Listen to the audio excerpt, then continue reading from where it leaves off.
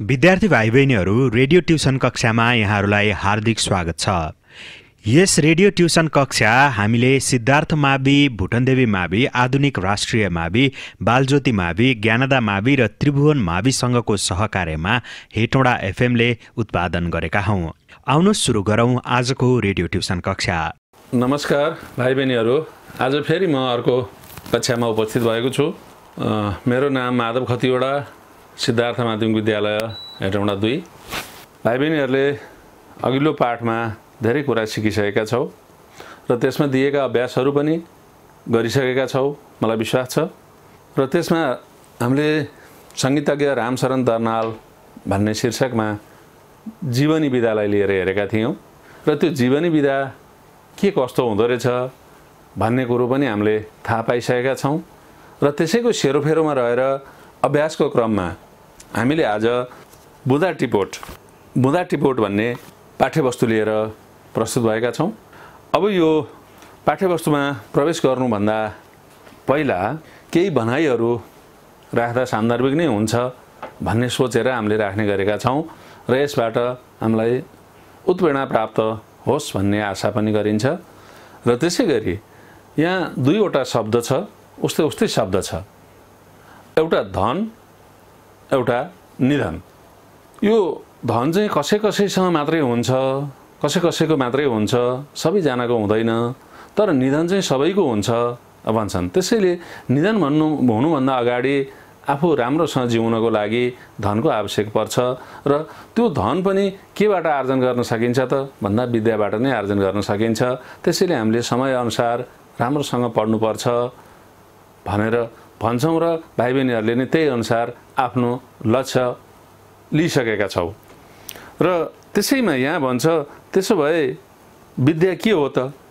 विद्या के हो त भन्दा एउटा संस्कृतमा श्लोक छ, त्वमेव माता च पिता त्वमेव बन्धुश्च सखा त्वमेव विद्या द्रविणम त्वमेव सर्वम मम देव देव भनेर भन्दो रहेछ। यसको अर्थ के हो भने त्वमेव माता च पिता त्वमेव, हामीलाई सबभन्दा बढी माया गर्ने बाबुआमा हुन् भने त्यसको साथमा विद्या पनि हो। विद्या सिकेको मान्छेलाई कुनै पनि ठाउँमा जाँदाखेरि उसले त्यत्तिकै बस्नु पर्दैन। जो मान्छे पढे लेखेको छ कुनै न कुनै काम पाउँछ। जसरी बाबुआमाले माया गर्छन् त्यसै गरी विद्याले हामीलाई माया गर्छ भनेको मतलब सजिलोसँग जीवन बिताउन मद्दत गर्छ। त्यसै गरी त्वमेव बन्धुश्च सखा त्वमेव भनेको दाजुभाइ भनेको पनि विद्या नै हो, साथीभाइ भनेको पनि विद्या नै हो। यदि राम्रो पढ्ने छ, राम्रोसँग उसले चाहिँ विद्या हासिल गरेको छ भने दाजुभाइले पनि मान सम्मान गर्छन् र साथीहरूले पनि सहयोग गर्छन्।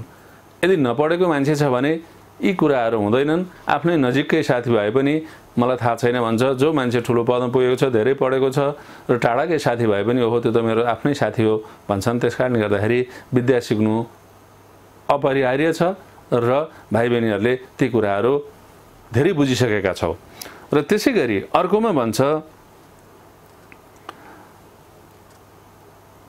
त्वमेव विद्या द्रविणम त्वमेव, तिमी विद्या नै धन सम्पत्ति भनेको पनि तिमी नै हौ। धन कमाउने माध्यम भनेको पनि तिमी नै हौ। त्यसैले त्वमेव सर्वम मम देव देव, त्यसकारण विद्या चाहिँ देवताको पनि देवता हो र म तिमीलाई नमस्कार गर्छु भन्ने आशय यहाँ प्रस्तुत गरियो। र अन्तिममा निचोड के हो भने सबै कुरो भनेकै विद्या रहेछ। विद्या भएको मान्छेलाई सबैले माया गर्छन्, जसरी मातापिताले माया गर्छन्, दाजुभाइले माया गर्छन्। र ती कुराहरूलाई हामीले मनन गरेर यस्ता भनाइहरूलाई सम्झेर आफ्नो लक्ष्यलाई पुरा गर्नतिर अवश्य पनि भाइ बहिनीहरू लाग्नेछौँ भन्दै म अब हामी हाम्रो पाठतिर अगाडि बढ्दैछु। पाठ्यवस्तु बुँदा टिपोट भनेर यहाँ मैले लेखेको छु। अब बुँदा टिपोट भनेको के भन्दा यो धेरै कुराबाट मुख्य कुराहरू छान्नु, चिन्नु, बुझ्नु भन्ने अर्थमा बुँदा टिपोट भनिन्छ। हामीले धेरै कुरो पढिसकेपछि त्यसबाट सार झिक्न सक्छौँ कि सक्दैनौँ? जबसम्म सार झिक्न सकिँदैन त्यो पढाइ सार्थक हुँदैन। त्यही सार झिक्ने काम नै बुँदा टिपोट हो। अब यो बुँदा टिपोट कसरी गर्ने किन गर्ने भन्दा हामीलाई परीक्षामा पनि बुँदा टिपोट गर भनेर सोधेको हुन्छ र बुँदा टिपोट गर्दाखेरि हामीले त्यो दिएको अनुच्छेद हुन्छ, त्यो अनुच्छेदलाई राम्रोसँग एकपल्ट सरर पढिसकेपछि कुरो बुझिन्छ र अब बाँकी रह्यो फेरि दोस्रोपल्ट पढ्ने। दोस्रोपल्ट पढ्दाखेरि कहाँ चाहिँ मुख्य बुँदा हो तिनीहरूलाई चाहिँ तल धर्का दिँदै जाने, मुख्य कुरो कहाँ हो त्यसलाई चाहिँ त्यसको तल धर्का दिँदै जाने र अर्कोचोटिमा यकिन गर्ने यो चाहिँ मुख्य कुरा रहेछ भनेर बुँदाको रूपमा त्यसलाई टिपोट गर्ने। र टिपोट गर्दाखेरि एकैपल्ट टिपोट गर्दाखेरि नमिल्न पनि सक्छ। अभ्यासको लागि त्यसलाई हामीले एकपल्ट टिपोट गर्ने, टिपोट गरिसकेपछि त्यसलाई खेसरा लेखन भन्छ। खेसरा लेखन गरेर लेख्ने। लेखिसकेपछि अब मिल्यो कि मिलेन, मुख्य कुराहरू छुट्यो कि छुटेनन्, ती कुराहरूलाई राम्रोसँग हेरिसकेपछि अनि साफी लेखन भन्छ त्यसलाई। अनि पछि फेरि सफा बनाएर हामीले चाहिँ बुँदालाई लेख्नुपर्छ। अब बुँदा टिपोट गर्दाखेरि केही कुराहरूमा ध्यान दिनुपर्ने हुन्छ। बुँदा टिपोट गर्दाखेरि अन्तिममा जहिलेसुकै पनि पूर्ण क्रियापदको प्रयोग गर्न हुँदैन। जस्तो गर्नु, खानु, हिँड्नु, डुल्नु जस्ता क्रियाहरूको क्रियामूलको प्रयोग गर्नुपर्छ र त्यहाँ अल्पविरामको प्रयोग गरिन्छ। र हामीलाई कुनै 4वटा बुँदा टिपोट गर भनेर दिएको छ, त्यसमध्ये हामीले 3वटामा अन्तिममा अल्पविराम प्रयोग गर्छौँ भने अन्तिममा पूर्णविराम प्रयोग गर्ने चलन छ। नियम भन्दा पनि यो चलन छ र कतिपयले त्यहाँ अल्पविराम नै प्रयोग गरेको पनि देखिन्छ। तर धेरैजसो हाम्रो नियम भन्दा पनि चलनमा पनि हामी चल्नुपर्ने हुँदो रहेछ र त्योभन्दा तलतिर अरू कुनै पनि छैन भन्ने अर्थमा अन्तिमको बुँदा टिपोटको पछाडि पूर्णविरामको प्रयोग गर्ने चलन छ। अब यसरी बुँदा टिपोट गरिसकेपछि अब त्यसलाई हामीले के गर्नुपर्छ त भन्दा सारांश लेख्नुपर्ने हुन्छ। बुँदाको आधारमा सारांश लेख्नुपर्ने हुन्छ। अब सारांश लेख्दाखेरि चाहिँ के गर्नु पर्यो भने जहिलेसुकै पनि बुँदा टिपोट वा सारांश भनेर हामीलाई प्रश्न नम्बर 10 मा सायद सोध्छ र त्यति बेला बिर्सिन नहुने कुरो चाहिँ के रहेछ भने 1/3 भन्छ। बुँदा टिपोट भनेको 1/3 हो। त्यो 1/3 भनेको जस्तो 90वटा शब्द हामीलाई दिएको अनुच्छेदमा छ भने त्यसलाई हामीले बुँदा टिपोट गरेर साफी लेखन गरिसक्दाखेरि हामीले 30 शब्दमा झार्नु पर्यो र मुख्य कुराहरू छुट्न भएनन्। 1/3 बनाउनु पर्छ यसको सामान्यतया।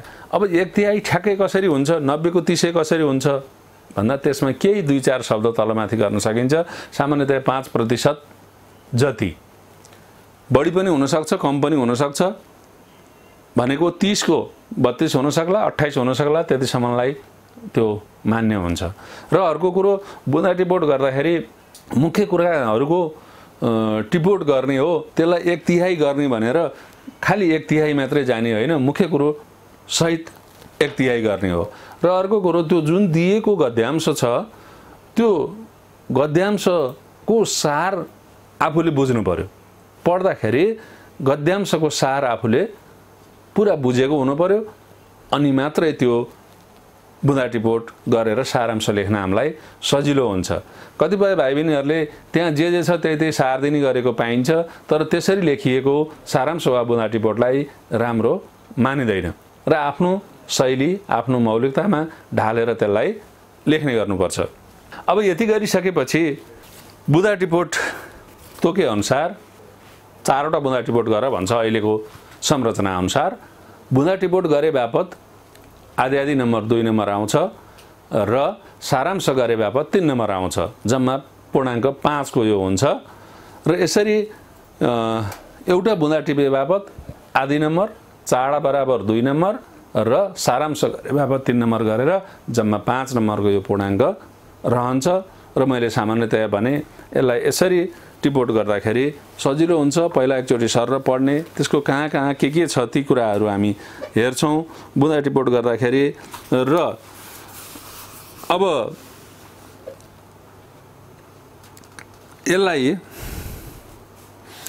बुँदा टिपोट गरिसकेपछि शीर्षक दिनुपर्छ भन्छ। बुँदा टिपोट गरिसकेपछि शीर्षक पनि त्यति नै आवश्यक छ र शीर्षक दिएर सारांश लेख्नुपर्छ। सामान्यतया सुन्ने भाइ बहिनीहरूले त सुनिहाल्यो र हेर्न सुविधा हुने भाइ बहिनीहरूलाई पनि म यहाँ केही देखाउँदैछु। हेर्न सकिन्छ। यसलाई बुँदा टिपोट भन्ने यहाँ शीर्षक छ। त्यो अनुसार हामी बुँदा टिपोट गर्न सक्छौँ र केही नियमहरू यहाँ छन्। भाइ बहिनीहरू ध्यान दिएर हेर्ने।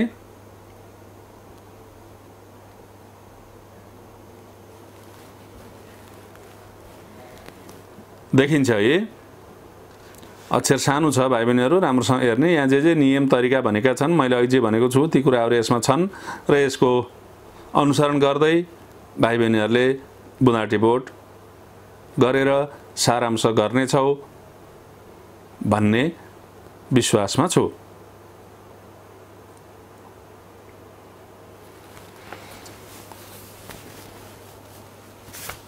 अब बुँदा टिपोट गरिसकेपछि हामी सारांशतिर जान्छौँ र खेसरा लेखन र साफी लेखन मैले अघि नै भनिसकेँ। त्यसमा हाम्रो पुस्तकको 12औं अनुच्छेद, रामशरण दर्नाल भन्ने पाठको 12औं अनुच्छेद भाइ बहिनीहरूले पल्टाउने।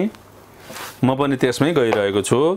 12औं अनुच्छेद, रामशरण दर्नालको 12औं अनुच्छेद पल्टाउने। पल्टाइसक्यो भाइ बहिनीहरू। पेज नम्बर 22 मा छ। यहाँ हेर त एकचोटि फेरि भाइ बहिनीहरू। पेज नम्बर 22 को नम्बर 12 मा छ। यो अनुच्छेदलाई बुँदा टिपोट गर अनि सारांश गर भनेर हामीलाई अभ्यासमा दिएको छ।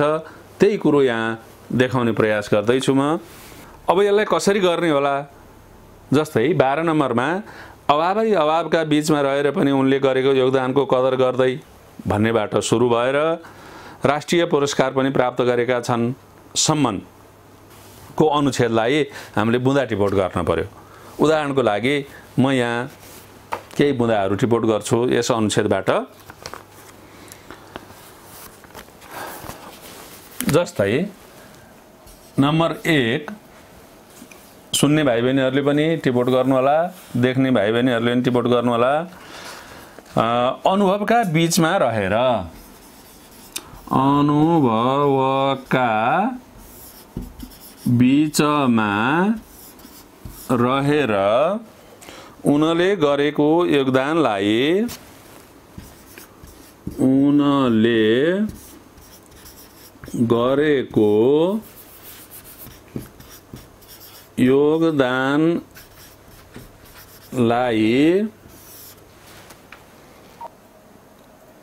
सम्मान गर्नु।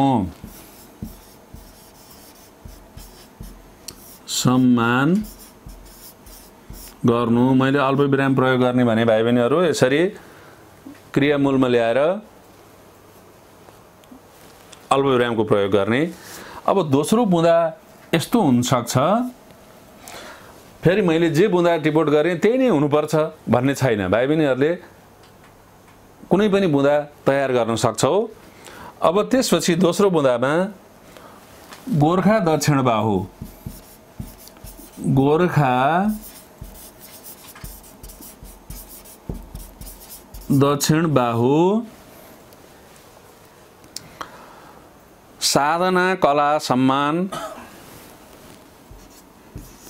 साधना कला सम्मान प्राप्त गर्नु।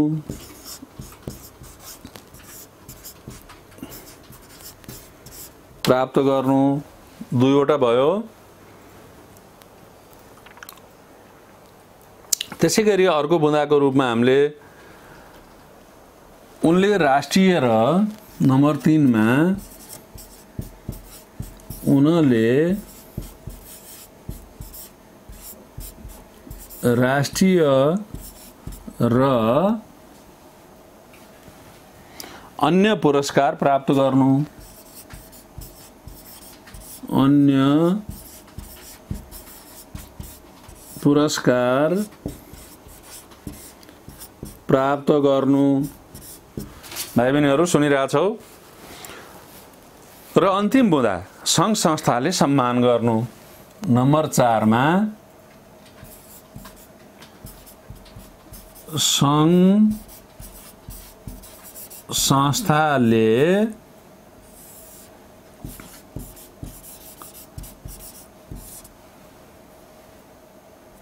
सम्मान गर्नु। र मैले अघि नै भने हाम्रो चलन चाहिँ अन्तिम बुँदामा आएपछि पूर्णविराम दिनेछ। त्यसरी पूर्णविराम दिँदाखेरि हुन्छ। यदि 4वटा बुँदा भयो, फेरि म दोहोऱ्याउँछु, सुन्ने भाइ बहिनीका लागि अलि सहयोग होला।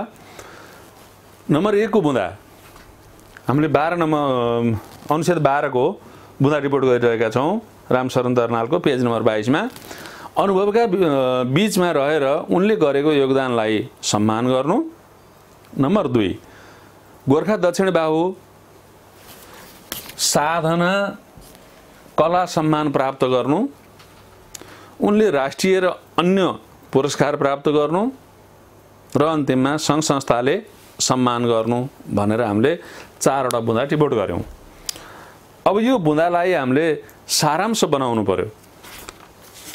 यसको आधारमा अब हामी सारांश गर्छौँ, अनुच्छेद लेख्छौँ। अनुच्छेद लेख्नुभन्दा पहिला त्यहाँ शीर्षक राख्नुपर्छ भनेर मैले अघि पनि भनेको थिएँ।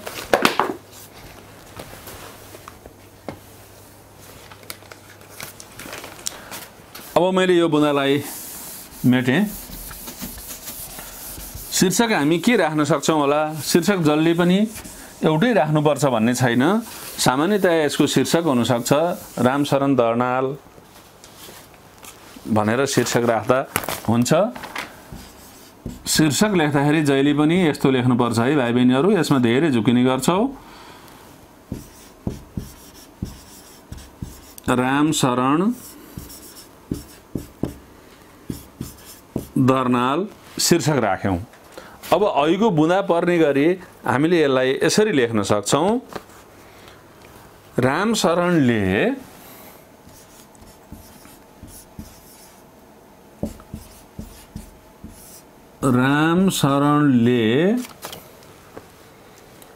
धेरै सम्मान र पुरस्कार पाए। धेरै सम्मान र पुरस्कार पाए। अन्य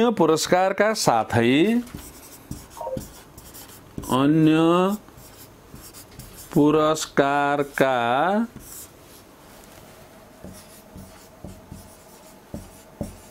साथै राष्ट्रिय पुरस्कार पनि पाए।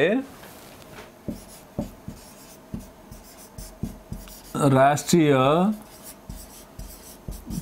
पुरस्कार पनि पाए। उनलाई धेरै सङ्घ संस्थाले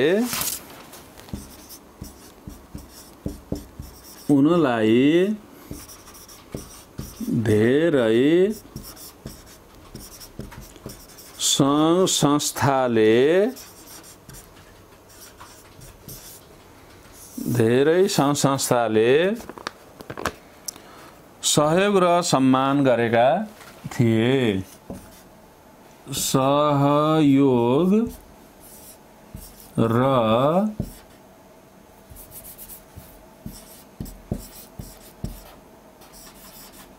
सम्मान गरेका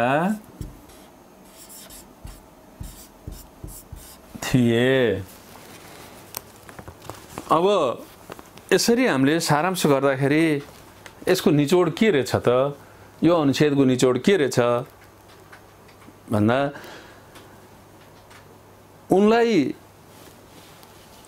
उनले गरेका क्रियाकलापलाई समेटेर सम्मान र पुरस्कार पाएको कुरा र धेरै खाले पुरस्कार उनले पाएको कुरा र सङ्घ संस्थाहरूले सहयोग गरेको कुरा यसबाट हामीले सारांशमा निकाल्न सक्यौँ। र त्यहाँ दिएका तिथिमितिहरू हामीले सबै समेट्न नसक्नुको कारण चाहिँ के हो भने हाम्रो एउटा बाध्यात्मक अवस्था छ। यसको तल हामीले के लेख्न पर्ने हुन्छ भने अनुच्छेदमा दिएका शब्द, यहाँ तल हामीले लेखौँ अनुच्छेदमा दिएको शब्द चाहिँ हाम्रो 66 वटा रहेछ। अनुच्छेद सानो छ, दिएका शब्द 66 वटा। अब 66 वटालाई हामीले 21 अथवा 22 वटा शब्दमा समेट्नु पर्ने हुन्छ। मैले अघि नै भने 1/3 ल्याउनु पर्ने हुन्छ र त्यस कारणले हामी अब 66 को 1/3 गर्दाखेरि 21 वा 22 मा हामी आइपुग्नु पर्ने हुन्छ र हामीले यहाँ जुन सारांश गर्यौं यसमा 21 वटा शब्दहरू हामीले प्रयोग गरेका छौं। त्यसैले धेरै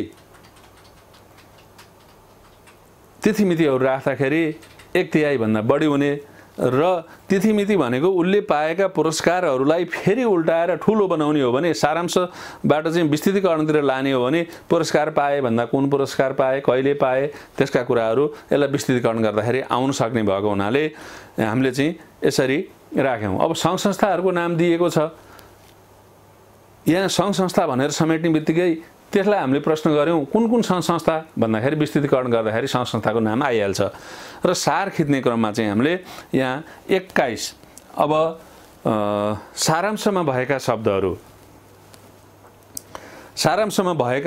चाहिँ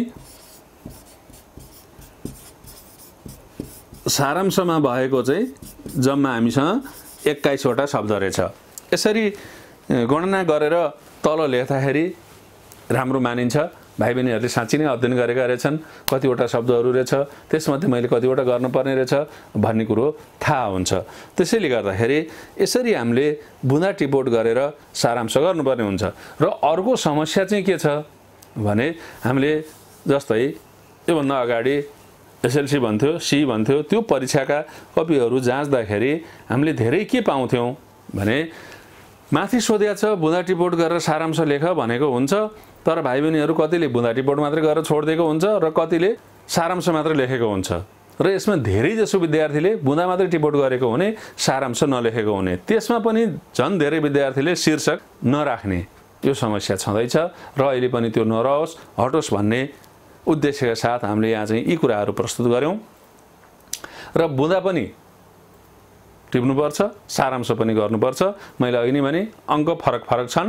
बुँदा टिपोटको 2 अङ्क आउँछ भने सारांशको 3 अङ्क आउँछ, जम्मा 5 अङ्कको हुन्छ। यसरी सारांश गर्दाखेरि अपनाउनु पर्ने जुन कुराहरू छन् ती यहाँ यसरी प्रस्तुत गरियो र अब भाइ बहिनीहरूलाई केही जिज्ञासा छ भने, बुँदा टिपोट र सारांश सम्बन्धी केही जिज्ञासा छ भने मैले प्रत्येक दिन फोन नम्बर छोड्ने गरेको छु। मैले योभन्दा अगाडिका कक्षाहरूमा नि भन्ने गरेको छु। भाइ बहिनीहरूले माया गरेर धेरैले मलाई फोन गरेर सोध्ने गर्नुभएको छ र मैले सम्भव भएसम्म उत्तर दिने प्रयास गरेको छु। र त्यसैगरी अब यस सम्बन्धी समस्या आयो अथवा कक्षा 9 को नेपालीको समस्या कुनै आयो, कतैबाट आयो भने भाइ बहिनीहरूले मेरो फोन नम्बर 98 655 14 700 मा फोन गरेर वा फेसबुकमा माधव खतिवडा सर्च गरेर सोद्धाखेरि हुन्छ। हुनेसम्म समस्याको समाधान गर्नेछु र भाइ बहिनीहरू यसलाई हामीले मनन गरौँ। यो सृजनात्मक सिप पनि हो र यो अनिवार्य प्रश्नको रूपमा आउँछ र यसलाई यसरी हामीले बुँदा टिपोट गर्न सक्यौं भने हामी परीक्षामा सफल हुन्छौं।